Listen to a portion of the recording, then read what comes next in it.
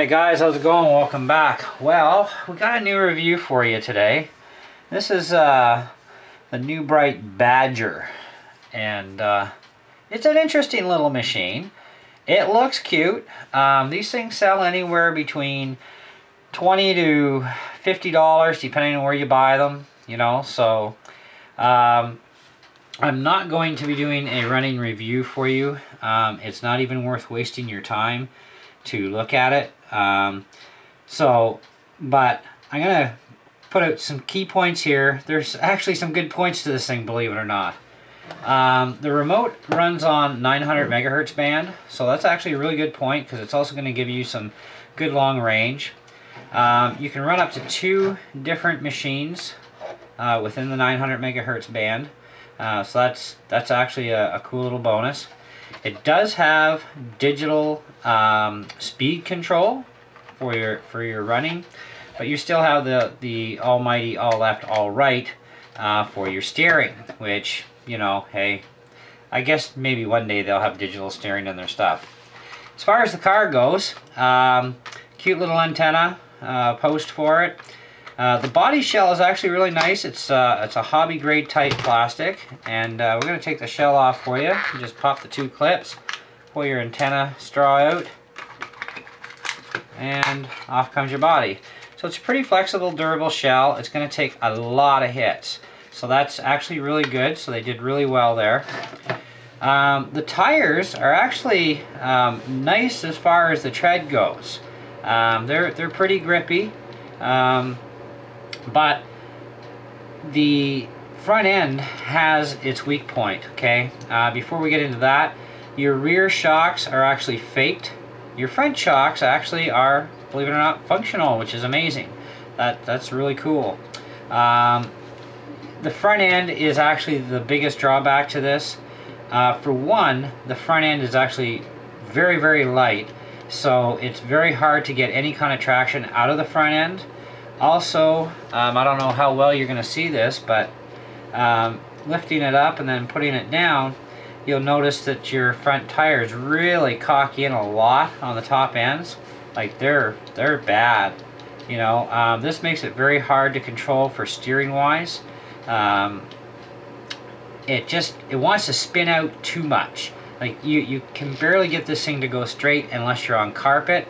On regular floors and on a surface like this table, it's all over the place.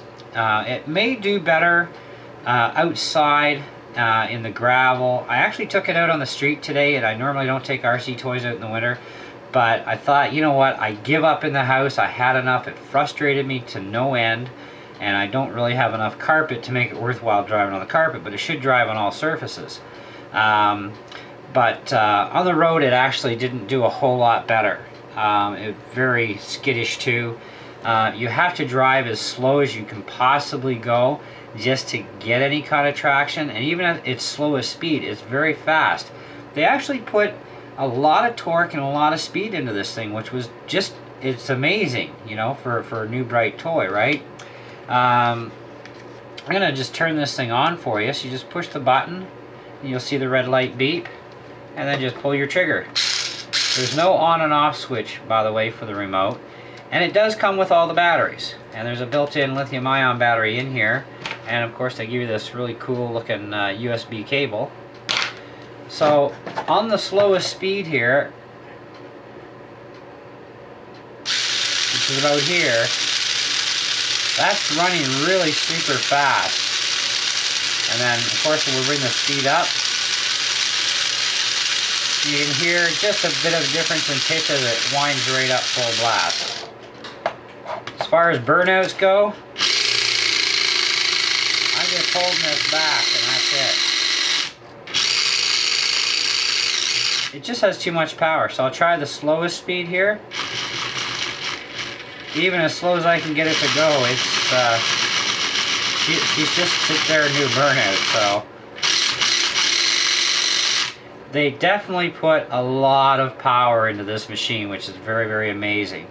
But it's really not a machine that I would recommend to anybody other than, you know, if you can get it for 20 bucks, because I actually seen some on eBay for 20 bucks today. If you're gonna buy this, buy it to just, you know, put it on the shelf and look at it, because you're really not going to get any really good practical driving out of this thing. You know, so it's kind of up to you if you want to really waste your money or not. But in all honesty, I don't think any of the NewBright toys are really all that hot.